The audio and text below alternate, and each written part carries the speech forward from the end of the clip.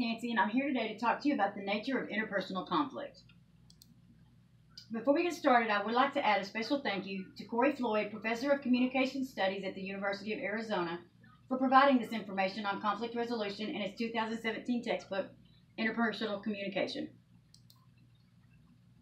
This is Bob and Mary on their wedding day, happy and in love. And 6 years later, they're still happy and in love, and they've even decided to buy their first home. They decided on a price that they could afford beforehand.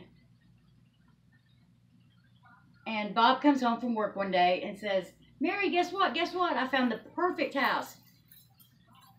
And she says, "Great, Bob, that's great. How much is it?" And he says, "Well, it's a little more than what we agreed on."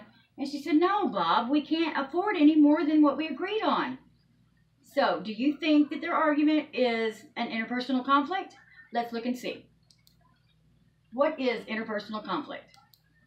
According to communication scholars William Wilmot and Joyce Hawker, interpersonal conflict is an expressed struggle between at least two interdependent parties who perceive incompatible goals, scarce resources, and interference from the other party in achieving their goals.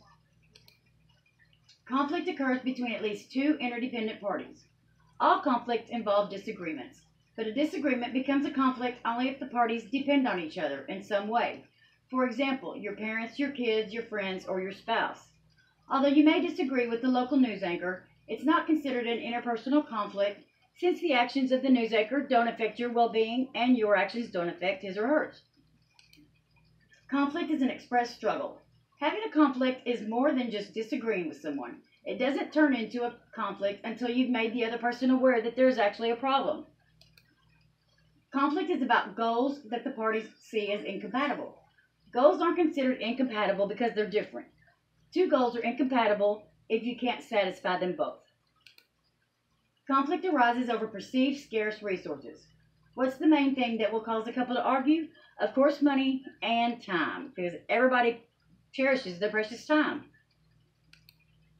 Conflict includes interference.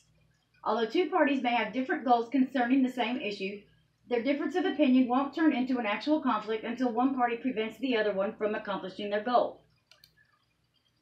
Characteristics of interpersonal conflict. Conflict is natural. Conflict has content, relational, and procedural dimensions. Conflict can be direct or indirect. Conflict can be harmful, and conflict can be beneficial. So, how do we manage our interpersonal conflicts? There's 5 strategies for managing conflict successfully. Competing. Only one party will win. Avoiding. Ignoring or not dealing with the conflict at all. Accommodating is giving in to the other party. Compromising. Both parties give up something, so each will win something. Collaborating. Both parties work toward a solution that meets everyone's needs.